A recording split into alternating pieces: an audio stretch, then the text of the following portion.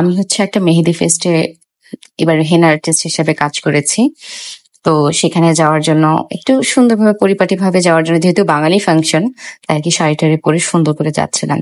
তো যাওয়ার আগে আমার একটু শপিং দরকার ছিল, দ্যাটস ওয়াই হচ্ছে মাই টাউন মলে গিয়েছি।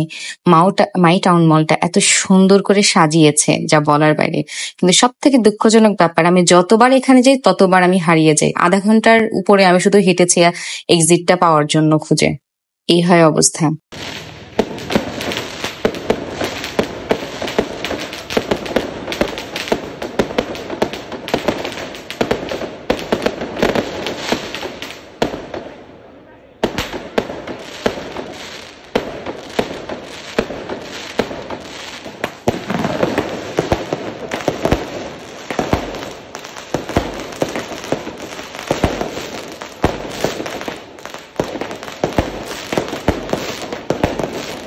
টুকটাক মেহেদি সবাইকে, বাচ্চাদেরকে দিয়ে দিলেও কখনো পেইড ভাবে করা হয় না এই কাজ।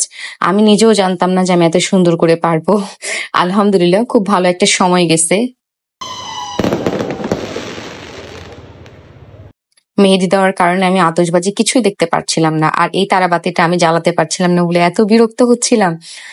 একটা ভাইয়া হচ্ছে এটা আমাকে এনে দেয় যে এটা দিয়ে তুমি করো, একটু ভিডিও শুট করো।